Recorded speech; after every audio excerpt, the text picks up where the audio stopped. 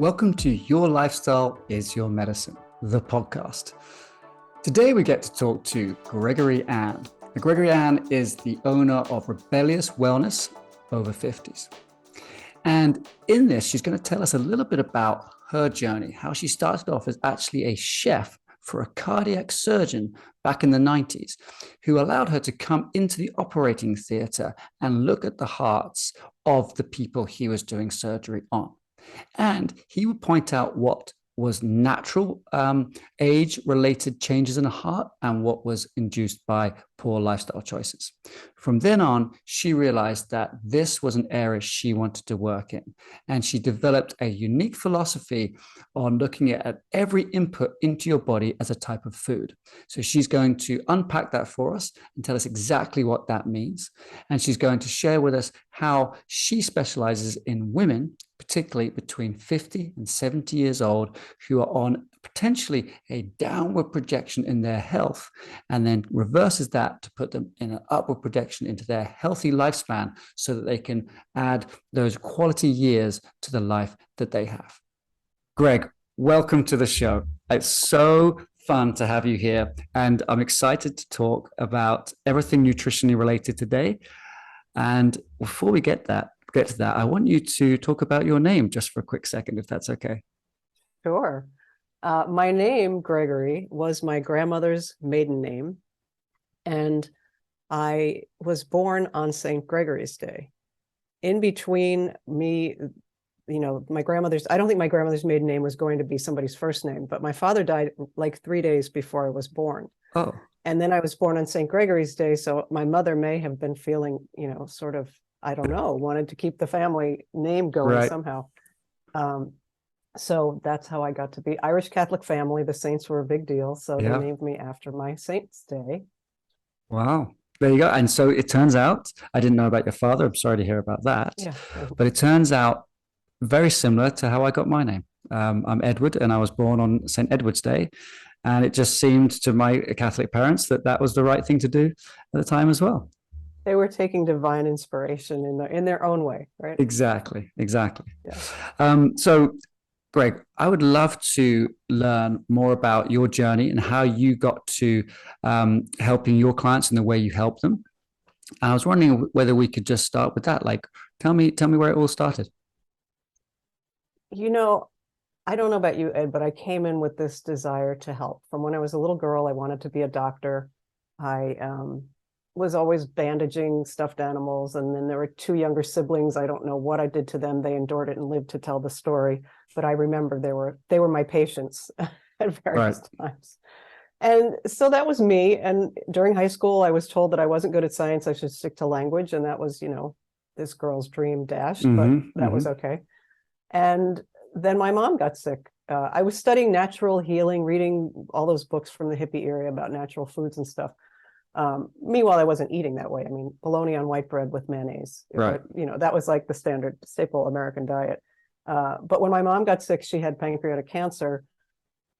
We didn't understand in those days that there was nothing, right, that you could do, because there was a great hospital, big Sloan Kettering, and she went there and they were treating her.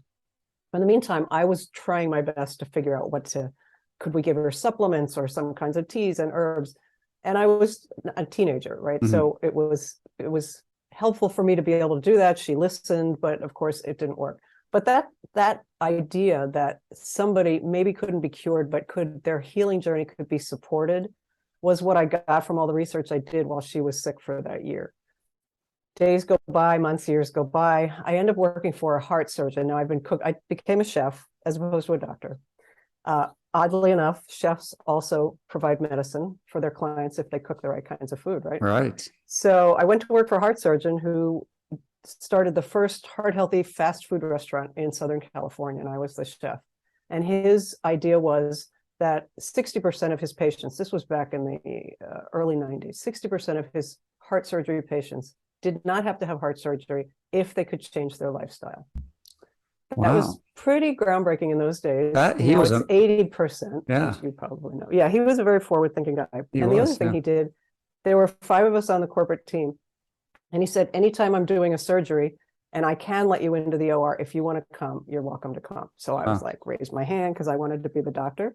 Yeah. So I got to stand next to the anesthesiologist while they did a quadruple bypass on this woman who was 65. And Dr. Daly took the heart out and he showed me what the lifestyle damage was and what the natural casing, a little bit of fat on the heart, which is natural, protected from the bones and things.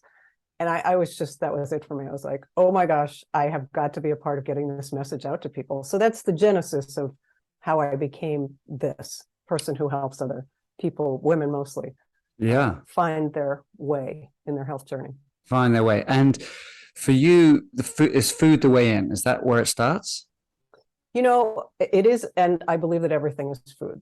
Mm. So that is a concept. I don't know where it came to me. I know I didn't originate it, but the idea that if you study the physiology, as you have, of the body and hormones and neurotransmitters, everything around us, the environment, and the science of epigenetics says that the environment is more important oftentimes than the genetics, which are really responsible, maybe 20 to 30% of our aging, our disease processes and stuff. So, but we also know that a thought creates a hormonal cascade, negative, positive. Who we interact with, people that are toxic, create toxicity in the body, a stress level that can be toxic. And I just thought everything we do and interact with and choose to think about and choose to, embrace ourselves with or surround ourselves with is, in fact, creating health or stealing our health, preventing us from having the health that we want. So yes, it's food, but everything is food. Yeah. And if you look at food as something that you take in and that is used within your body, then all those things you mentioned can be seen as like a food. Exactly. When you think about music, right? Everybody has favorite types of music, and within that genre, there might be a song or a symphony that lights you up and brings you peace. And we know that scientifically, music is helpful for the brain and a lot of the, the nervous system. And there can be negative impact of bad music, right? If you're in a park on a sunny day and it's crowded and lots of people and somebody's got their boombox and they're playing music, that just drives you crazy. So that's just an example of, that's the micro, the macro, and then the micro is how we talk to ourselves. Those thoughts that we have, and especially women are very hard on themselves. Each individual cell is like a little human. And if it's stressed, it clumps, it can't respirate, it can't breathe fully, it can't release waste. So from the cellular level on up, it's really important for us to think about food, comestible food, and then food, everything else. Exactly. And who was that researcher in Japan? I think his name was Matsuoka, and he did the experiments on water when he played them. He played them different sounds, and then the water crystals would freeze in different formations, and the ones that what we would consider a beautiful sound created a more symmetrical ice crystal, and what we consider a sort of nasty or irritating sound created not so pretty ice crystals. And it's fascinating that you mentioned the music as the input there as well. Well, and Bruce Lipton, some of your listeners may know of him, and you, cell biologist originally. And when he was studying his cells in the early days in his lab, he got the idea that he would have his grad students like yell at the petri dishes or play loud music that was obnoxious, put noxious fumes in the room. And every time that happened, all the cells would clump to one side of the dish. And when they played beautiful music or they would talk too lovingly and everything was delightful in the room, they would float around in their petri medium and just be happy. How interesting. Yeah. I actually know Bruce Lipton. We did a thing called a Sundance together, which is a North American film festival. Well, it's an indigenous festival. So not the film festival, no. Oh, not the film. Okay. No, it's he linked up with a Canadian chief called Standing White Buffalo, and he's out of British Columbia, and usually these sun dances are very tribal, and it's kept within each band. They call them in Canada, but Standing White Buffaloes wanted to do one that was for all tribes. And then when he was meditating and talking to what he calls creator, he was like, well, that includes everyone. That's not just First Nations, right? And so he connected with Bruce Lipton, who then put that out on his email list. And it just so happened, I wasn't even on his list. Someone forwarded it to me because the Sundance was happening literally 2 miles from my house in Canada. Oh my God. at that time. Wow. So I went along, and I was literally the only guy from the area. Everyone else was from there was New Zealand and Africa, and and so on. So I came with the chainsaws and the this, that, and the other, to because you have to build a lodge and things. And I was the man on the ground with the equipment. It was kind of fun. So I did that twice, Oh, that sounds great. and I didn't hear that story, but he would, in the evenings, he would hold counsel and tell us stories about his research and so on. And I really want to get him on the podcast at some point. Yeah, that would be great. Yeah, trying to chase him down. He's a great storyteller too. Yeah. You sort of wind him up and off he goes. Yeah. Yeah, he's great. Okay, so with this concept of food and inputs all being a type of nourishment for the body, either good or bad, or potentially, I guess there's a middle ground as well, right? Neutral. So my question was, what's your in with a client? Like, how do you start working with a client? First of all, we have to, obviously you do the same thing in your practice. Create a safe space. People have to feel really good about going deep and finding out. I call it telling the ugly truth. Oftentimes when we reach out for help, finally, when people reach out for help, they already have a sense, their knowing is heightened, that they want to work on this.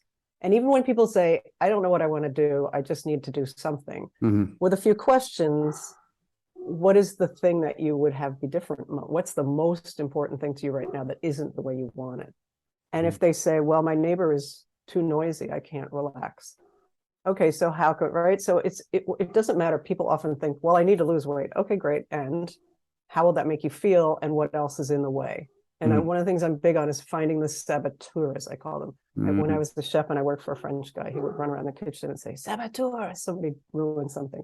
And that always stuck with me. Yeah. What will take you off, right? You want to do this thing. What's going to get in the way? So we identify all the things in their mind, their world, that are feeling not exactly right.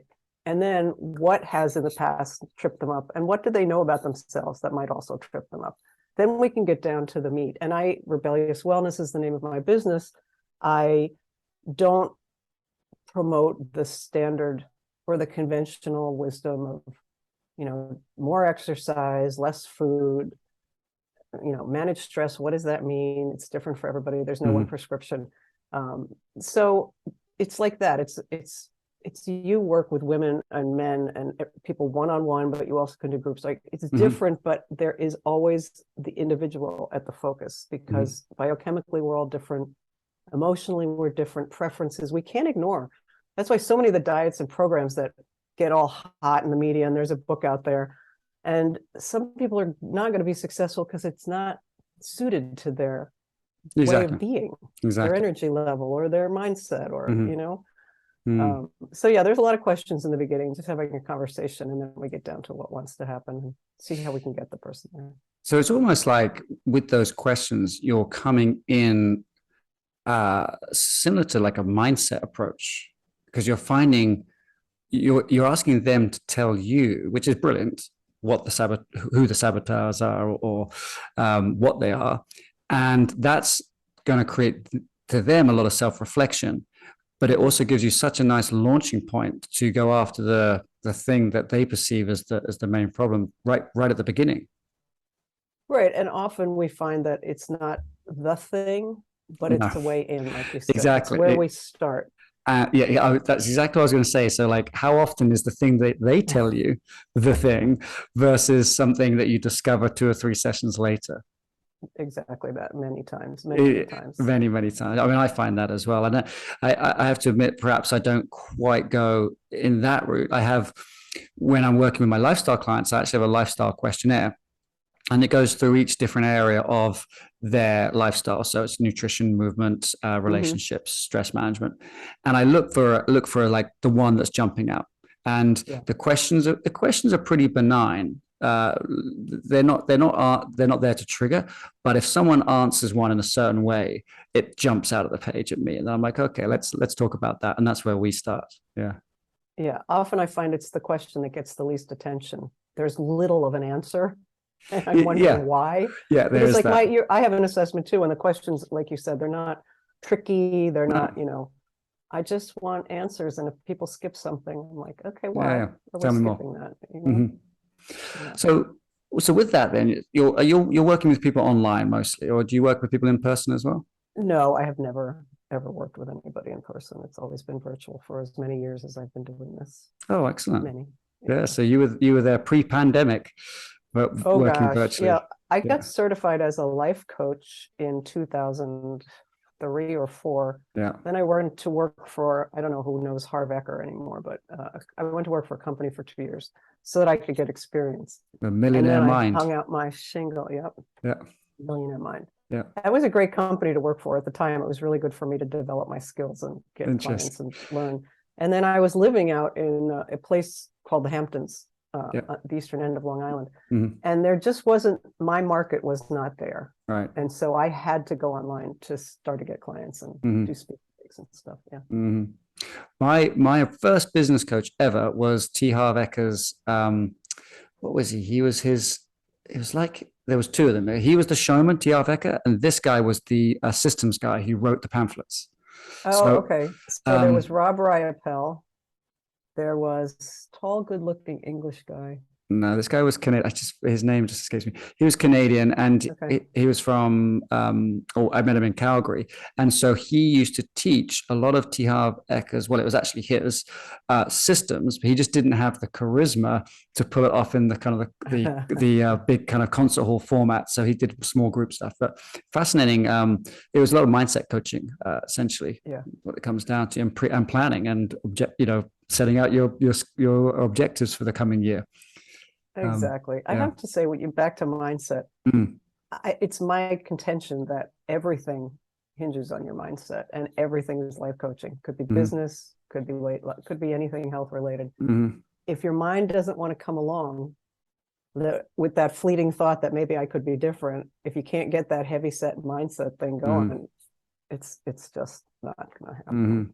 But I think sometimes people feel that mindset is going to be some woo kind of, like, I got to learn to meditate and I Yeah. got to do, it just means how you're thinking about what is right now and where you Yeah. want to go. Like you said, planning and getting what you need together to make Yeah. the success happen. Yeah. Set yourself up for success. And one of his things, I don't know if it's a T.R. Becker thing, was a success partner. We Oh, would yeah. we I would think team I up. still have one from Yeah. CR. Really, there you go. So you have a success partner. And once you've got a plan that you've written, and once you've got a roadmap in front of you, and you've got someone you're accountable to, being your coach or being a success partner, how much better are you set up for whatever it is you're trying to do than if you just try to do it, right? And it's brilliant.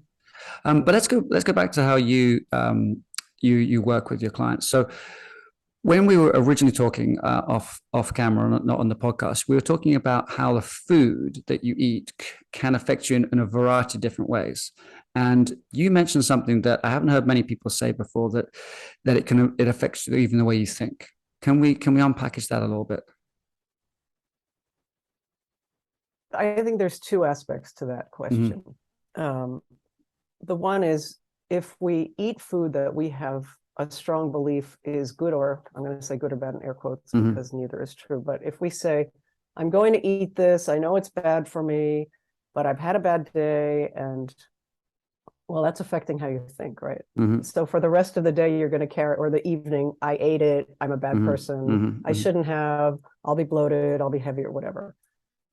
Then there's the idea that some foods truly do affect our brain fogginess. I'm speaking to women mostly over 50. Almost everybody has some kind of brain fog at some point. The foods will affect that, right? And not everybody gets affected in the same way. I mean, everybody loves to blame carbs for a lot of things that are wrong in the body. And I think we do, as a society here in this country, have a carb heavy kind of lifestyle for most people, which can lead to fogginess, bloating, all that stuff. But healthier foods, cleaner foods, foods without toxic chemicals, without a lot of processing, are much more conducive to a brain that has the vitality and functionality to get us through the day, right? And have the engine running strong so that we can make decisions. So I hope that answers your question. I'm not quite sure. Well, yeah, or maybe I misquoted you, but that's the sort of the biochemistry of it, right? Right. That's Oh, yeah, yeah. I know what you're talking about. that's pretty established in that most people understand. You've got the blood sugars, you've got the way it affects your hormones, you've got the, the macro and the micro components to it. But I think you take it to another level. Right. Okay, got it. I forget my own stuff sometimes. I hope you do too. Right. So back to the idea that everything is food. Yeah. If we have we are not just a mind and a body. I think everybody would agree with that. And most people that I run across who are listening to your kind of podcast or my kind of podcast believe that there is a spiritual component to life. Mm-hmm. And so that's what I was saying. The one part of everything is food, is what steadies you, what grounds you, what gives you peace, what brings you back. You were telling me a story about an elder from a Canadian tribe who spoke to Creator Mm-hmm. to get an answer for something.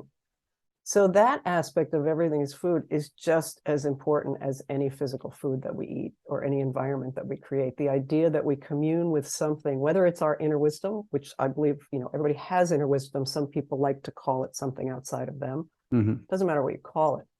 It is just as important. And we get guidance from our inner wisdom, whether it's about the actual breakfast we're going to have, or the meeting we're going to have, or the time we're going to commune in nature or not commune in nature because we feel like we're too busy.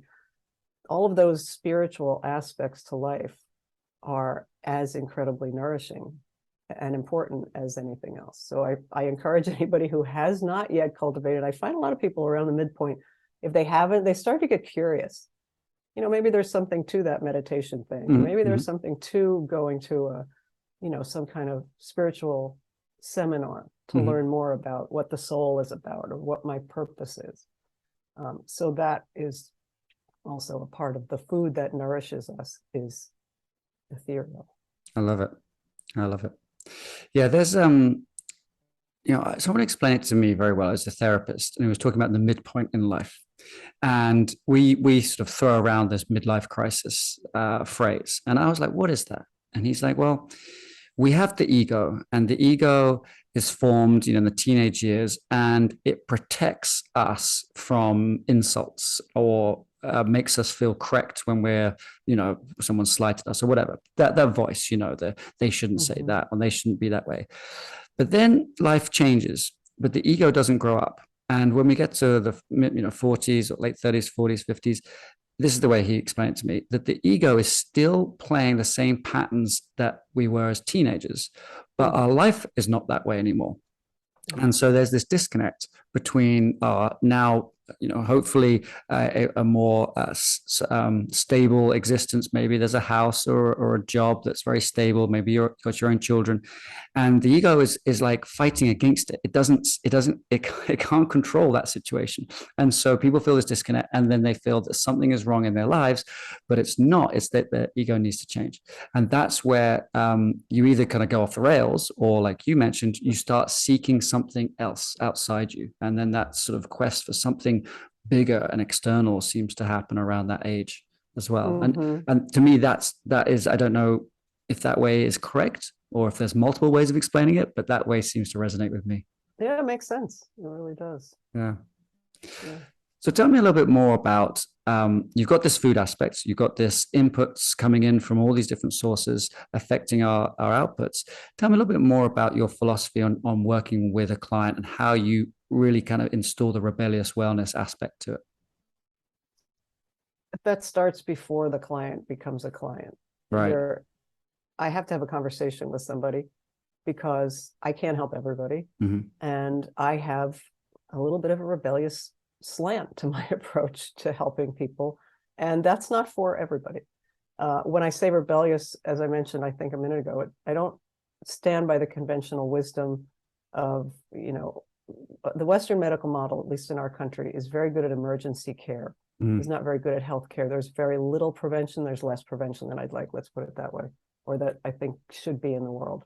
And I'm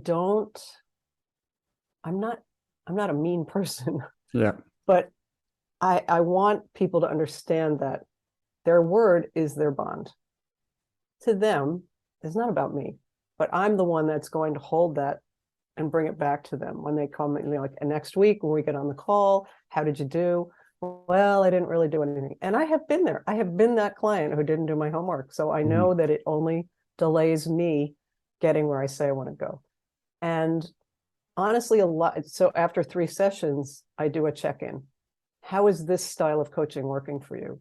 Whether the person's really doing well or whether they're a little bit not showing up for things, because we can tailor as coaches, as physicians, as we can tailor how we work with people. And I think that's a really important thing. Again, to say that if somebody says, well, I don't want fat in my diet and maybe I'll become a vegan, and I would like them to be open. And if they say, I'm really not open, okay, good. Let me refer you to somebody. Yeah. But once you're open, once you say, I'm going to try things, will you try them? And if so, I think we can make progress for you. So again, it's really asking a lot of questions in the beginning. And let's get into a bit more about the rebellious aspect. So we talked about you sort of, well, you mentioned it, not following the convention, and maybe that applies to your nutritional strategies, but what else does it apply to when you're working with a client? So I wrote a book in 2008 or 9 or something, and it was called Your Genes, Genes, don't determine the size of your genes, Gens.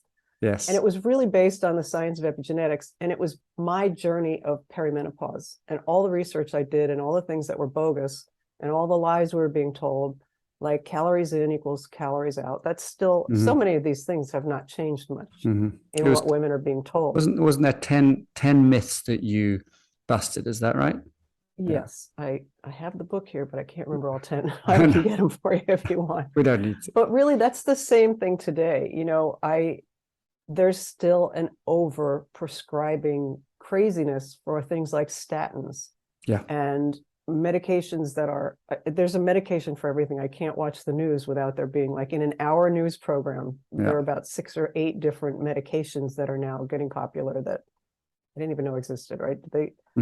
Anyway, so those kinds of things. And I am not against medication for people that need medication. I have taken medication, might have had an infection, their antibiotics are phenomenal.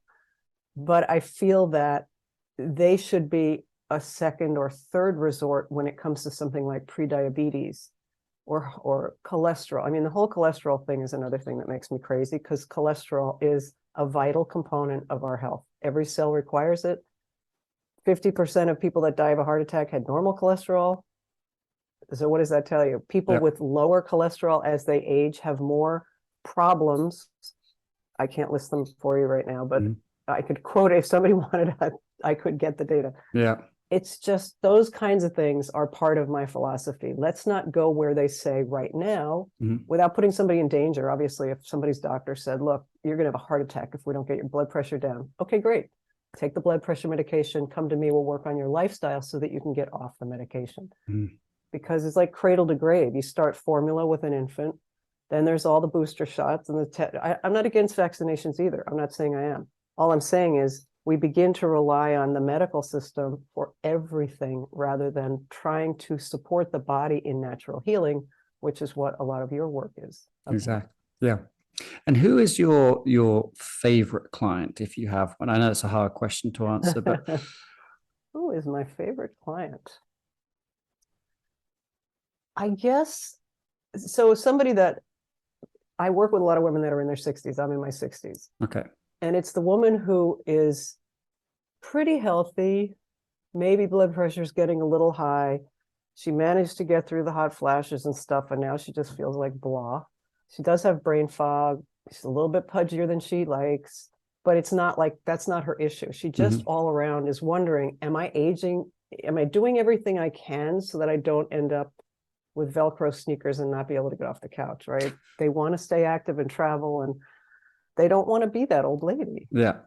So that is my favorite client. They're interested to know what they can do differently to ensure a better longevity. As somebody said the other day, or I said on a podcast, live long and die short. Right. Right. We don't want to have 10, 15 years of decline. We want to have as much as we can of this and then say goodbye. So that's my favorite client, somebody who's interested in finding out But what it's more like they can do. it's like potentially they're on this slow downward trajectory towards ill health, and then there's a Right. meeting with you, and then it's going to stabilize and hopefully go up. Hopefully go up. Yeah. Yeah. Because most of the women that I speak to who have that are at that point, it's not that they're doing anything wrong. They're just missing, they're a little bit too heavy in old habits. Yeah. They don't realize that their body's asking them to change some of those. And they haven't yet embraced some of the newer things that we know about in science that can really help with longevity. Exactly. Yeah, brilliant. And there's that, like that phrase you said, die short, because there's and again, I don't remember the actual numbers, but there's some data showing that if you live to over 100, the amount of money the healthcare system costs you between 100 and your death is like an eighth of what it would cost someone under 100 between the time they get ill and when they die. So if you're 70, if you're 70 and you're ill, you're going to live another 10 years, let's say. Those 10 years are going to be highly medicated and a lot of reliance on the healthcare system. But if you're 100 and you get ill, you last a couple of weeks or 3 weeks or whatever it is. You know, it's like like you know, the UK Queen recently. It was like she wasn't 100, she was 96, I think. But yeah, it was like a week or 2 weeks, and that was it. That's it. You know, no fuss, no fuss, and off you go. No fuss, no muss. Exactly, and that is that generation as well. But I sort of read that, and I was like, yeah, that's such an interesting way of looking at it, and it's not that, you know, everyone should aspire to not cost money in their old age, but there is something about that. Like for me, I would like to have this health span, so as old as I can be when I'm super functional, and then a very short decline, and then out. That's what I'm looking for. And I would have hoped that most people, when you ask them that question, they would come up with a similar answer. I don't think many people are going to be like, no, I want to be, you know, bedridden and on drugs for another 20 years as long as I can watch Netflix. I just don't see that as a human want. But yeah, I don't know anybody who wants that. No. Nobody even that I know wants the depends stage. You know, there's now commercials on TV for adult diapers. I'm like, oh God, we really But never mind the drugs and being in bed sick. It's like, I don't even want to go there. Forget it. Exactly. Yeah. So can you think of a client who would be your poster child for what it is that you do? Someone that came to you and had an amazing journey. And if so, can you tell us about them? Yes. One of my favorite, I'm going to say success stories for them, you know, is really somebody who thought they were doing everything right. They were eating what they thought was healthy, which included tons of raw food, maybe in the winter, a warm or hot meal or broth or something once or twice a day, had huge dysbiosis, like her gut was wrenching her. She was just always in agony. But she read that this was going to help her lose weight and age in good health. Right. Well, she lost a lot of weight, as you might expect. She was Canadian, but she was just miserable. And again, what we were talking about in the beginning, I had to gain her trust that once she said, I'm open to hear what you have to say, and I will try it if you can prove to me that it's safe, which I don't recommend anything that I can't have scientific data to prove that I'm not going to hurt somebody.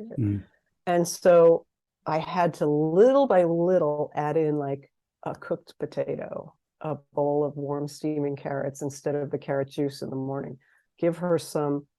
And then the protein part was actually the hardest because she'd been eating a vegan diet, of course, all raw, a few nuts here and there. And, you know, just to say, can you have an ounce of salmon in some steamed spinach? Like, it sounded good to her. I could see that she really wanted to do this, but I would say it took a month to get her from 70-80% raw to like 50% cooked but still vegetables, and then add some protein. And I would say it took about 6 months for her to regain her confidence in eating a broad spectrum of healthy foods, including some fish. That was all. She was like, I'll just eat fish protein and look, and some cooked food. And in Canada, it was like 30 below every day when she'd go out, and she was eating raw foods all the time.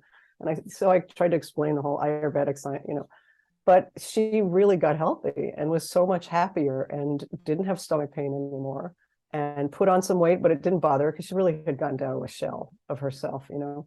But it was an unusual. I'd never had somebody who was suffering so badly from some other health person's recommendations, but didn't want to let go because she had been convinced herself. Yeah, she believed it. So I know a lot of recovering vegans, Yeah. and you know, I always feel like it's sometimes a personality type that likes the rigidity of certain dietary interventions, because the recovering vegans that I know are now advocates of more like carnivore-based diets. They've swung completely the other way, and it's like, what is that about? There's no middle ground, and when I sort of think about it as not a nutritional intervention, but actually something that fulfills a certain need in their personality, then I understand it a bit more, if that makes sense. Yeah, that's a good point. Yeah, it definitely is. And again, it's the mindset. It is the mindset. And you mentioned the Ayurvedic aspect of it there. I just wanted to share a quick story. I used to have some Chinese clients in Calgary, and they opened my mind to this.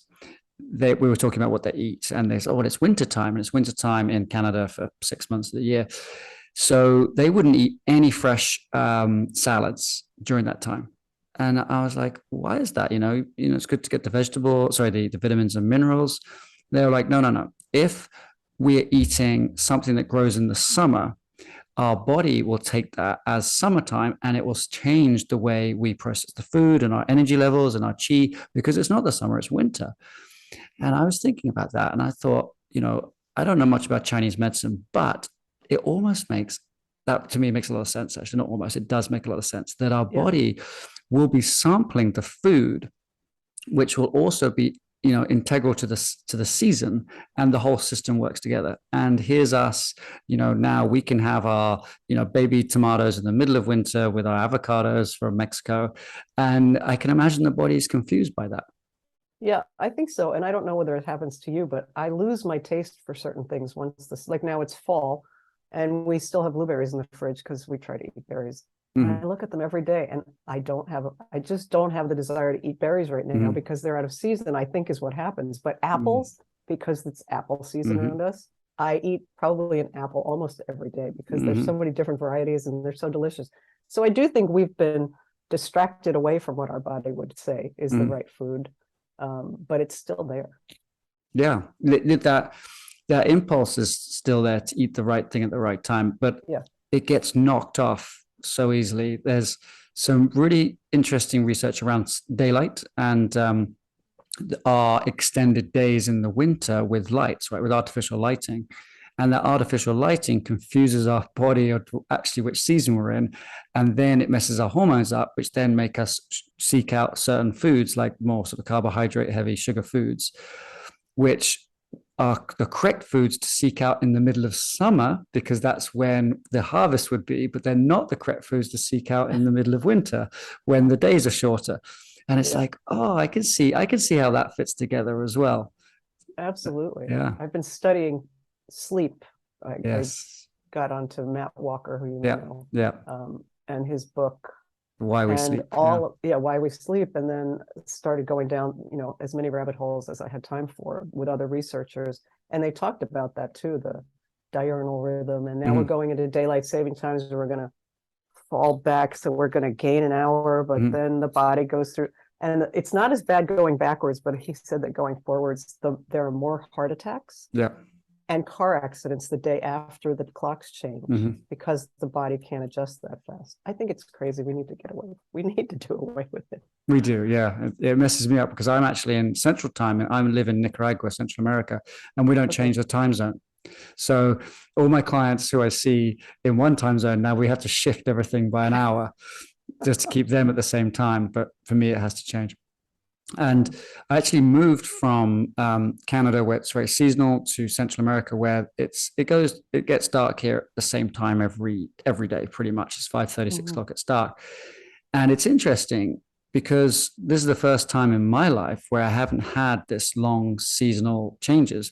But if I travel and I go somewhere during the summer, which I like to do, I've got 2 kids and I take them to England, it messes with us all. Those long summer nights, you know, my kids like finish dinner and they're like, shouldn't we be going to sleep now? And I'm like, well, yes, we Yes and should be, no. but it's light out. And they will go because, they've hit, one of them's been here half his life now. So the last 4 years. And to him, darkness is associated with sleep. Right. So it gets dark, it goes to bed. It's no biggie down here because there's nothing else to do. But I'm not going to keep them up watching TV just for the sake of it. Right. Whereas there, when it doesn't get dark till 10 p.m., he literally cannot go to sleep. He's like, I'm sure. yeah, he doesn't understand why, and there's jet lag and things involved as well, but he won't sleep until it's dark. That's funny. Yeah. Okay, so can you tell us a little bit more about how people can find you, and a little bit more about the services you offer, if you offer packages or if you offer free consultations, or what it is that you could do with someone who's listening to this podcast who might be interested in working with you? Sure. Thanks for asking. So my website is rebelliouswellnessover50.com. And I have a link to my podcast, which Edward is going to be on in the not too distant future. Excellent. And my services, I like to, so I do give a free call to people, and there's links in various places on my website, or people can always write Gregory at Rebellious Wellness Over 50. I read all my own emails. And so I have what I call the 5 pillars. And those are my 5, the 5 things that I think everybody needs to be healthy. And it's very not complicated, kind of like yours: sleep, fat, balance your blood sugar, move, stress reduction. So I have an assessment that if you take the assessment, there are questions similar to what you were talking about that represent those 5 things where you are right now. Mm-hmm. And then if you want, you get that, it's $97, not a lot. And there's a 45-minute call with me where we're going to go through everything, and then people will leave with 2 or 3 move, like how to go next steps kind of thing. Yeah. And then I have a month-long coaching based on that one assessment. If somebody just wants a month, they're like, I got to get in and get out, show me what to do and I'll do it. Mm-hmm. That's a month. And then other than that, it's really, I don't have like a 3-month or a 6-month. I found that it doesn't, it really scares some people off when they hear 3 months. They're like, oh my God, I can't. So let's have a conversation and see what you need. And then I usually suggest, based on what you've told me, we can't do that in 30 days. Yeah. You're not going to get ready for your daughter's wedding in 90 days in the first 30, if that's what your goal is. So let's just spread it out and sort of take the scariness away from the time.